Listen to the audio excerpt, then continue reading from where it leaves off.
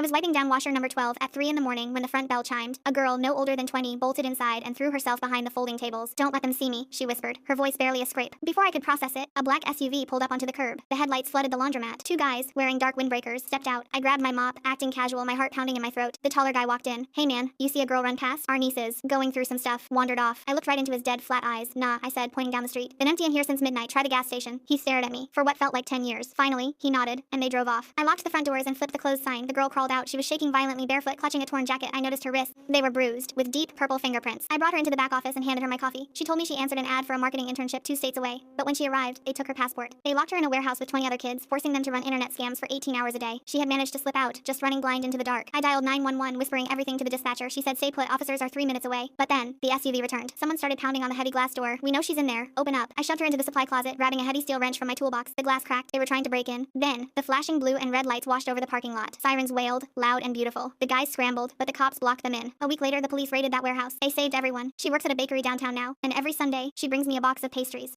Last summer, when I was 20, my dad decided my Sunday meal prepping was, quote, taking over his house. He walked into the kitchen, saw 4 slow cookers running, and absolutely snapped. He claimed I was cluttering the fridge, wasting electricity, and playing chef like some pretentious foodie. So he dropped a brand new rule. No more bulk cooking, no store memberships, and everybody feeds themselves. He actually smiled, crossed his arms, and said, "Let's see how you survive without my kitchen." Here's what my dad completely forgot. I wasn't just cooking for fun. I was running the entire culinary infrastructure of that household. I prepped every single weeknight dinner, packed lunches for my 2 younger brothers, tracked my mom's severe gluten allergy, and made sure dad had fresh coffee ready at 6 a.m. sharp, all on a tight budget. So I just smiled and said, "Okay." By Tuesday evening, the collapse began. My mom tried making dinner, forgot about her allergy, and spent the night miserable on the couch. By Wednesday, my dad resorted to fast food, dropping $94 on a single dinner, only for my brother to miss his Little League game because nobody prepped his pregame meal. By Friday, the fridge held nothing but half a jar of pickles, sour milk, and pure despair. Dad walked in after spending over $300 on takeout in 5 days. He found me sitting on the patio, eating a fresh, homemade turkey club. He stood there, stared at my sandwich, cleared his throat, and asked, "So, where's that chicken parmesan you usually make?" I took a bite, looked him dead in the eye, and said, "Oh, I just didn't want to clutter your kitchen." The next morning, a brand new 6-burner gas stove was delivered to our driveway with a black Costco card sitting on my nightstand and a note from dad that said, "PLE, ASC feed us." When I was 17, my panic attacks got so bad, I couldn't even sit through 3rd period English without my hands shaking uncontrollably. My dad, a hardened, retired firefighter, had zero patience for it. To him, mental health was just modern laziness. So when I brought home Bandit, an ugly, 3-legged stray cat from the shelter, dad completely lost his mind. He gave me ESAT LI 7 days. He even stuck a yellow sticky note on the fridge, tallying every single mistake. Day 1, cat hair on the sofa. Day 2, a knocked over water glass. But dad didn't see what happened at midnight. Whenever my chest would tighten and I couldn't catch my breath, Bandit would climb onto my bed. He'd lay his entire weight right over my heart and start purring like a loud engine. Within minute, my heart rate would drop and my breathing would finally sync up with his. By day 4, I passed my exams without hyperventilating ONC. Dad just grunted and pointed to a stupid sticky note. Then came day 6. Around 2 in the morning, I woke up to a strange noise down the hall. It was Dad, sitting on the kitchen floor, clutching his chest, having a full-blown panic attack from his old firefighter flashback. He couldn't breathe. Before I could even step out of my room, Bandit trotted right past me. He walked up to Dad, climbed into his lap, and pressed his head directly against Dad's chest. Dad tried to push him away at first, but Bandit wouldn't budge. He just purred, louder and louder, until Dad's shaking hands slowly started stroking his fur. I watched in silence as Dad's heavy breathing gradually slowed down. The next morning, I walked into the kitchen, waiting for Dad to tell me to take Bandit back. Instead, the sticky notes on the fridge were gone, and sitting right in the sunny corner of the living room was a custom, hand-built wooden cat tower with a little brass nameplate that read, "Bandit." Dad took a sip of his coffee, looked at me, and muttered, "He's good for the house."